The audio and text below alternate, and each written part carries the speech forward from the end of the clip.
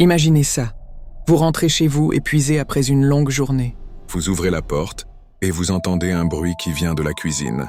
Vous vous dites que c'est votre colocataire, votre partenaire, peut-être même vos parents. Vous entrez, et là, assis à table, en train de dîner avec votre famille, il y a vous, exactement vous. Même vêtements, même coiffure, même sourire. Et le plus terrifiant dans tout ça, votre famille ne semble remarquer aucune différence. Ils rient avec lui parlent comme si c'était vous. Pour eux, tout est normal. Mais vous, vous êtes là, debout dans l'encadrement de la porte, invisible, remplacé. C'est l'essence même de la peur du doppelganger. Ce mot allemand qui signifie littéralement « double ambulant », c'est bien plus qu'un simple sosie. C'est votre double maléfique, votre jumeau spectral. Les histoires de doppelganger hantent l'humanité depuis des siècles. Dans le folklore germanique, les voir étaient un présage de mort imminente. Si vos amis ou votre famille voyaient votre double, cela annonçait un grand malheur. Mais si vous croisiez votre propre doppelganger, alors c'était votre propre fin qui approchait. Votre double était venu pour vous remplacer, pour voler votre vie, votre identité, votre âme. Pensez à des figures historiques, comme la poétesse anglaise Emily Dickinson. On raconte qu'elle a vu son propre double juste avant de tomber gravement malade. Ou encore Abraham Lincoln, qui aurait vu son reflet dans un miroir avec un deuxième visage, plus pâle et fantomatique, juste à côté du sien.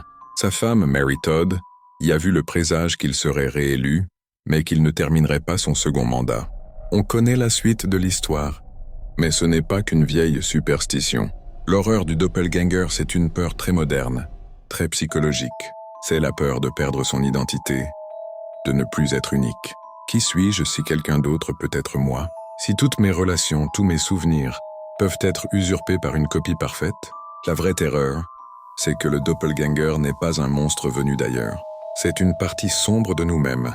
C'est notre propre reflet. Mais avec toutes nos pires impulsions, nos désirs les plus secrets, libérés de toute morale, il sait tout de vous, vos faiblesses, vos peurs, et il les utilisera contre vous. Il vous isolera, vous fera passer pour fou jusqu'à ce que plus personne ne vous croie, jusqu'à ce que vous doutiez vous-même de votre propre existence. Alors, la prochaine fois que vous apercevez quelqu'un qui vous ressemble étrangement au loin dans la foule, ou que vous surprenez un reflet étrange dans une vitrine, posez-vous la question, est-ce une simple coïncidence? Ou est-ce que votre double a commencé à se rapprocher?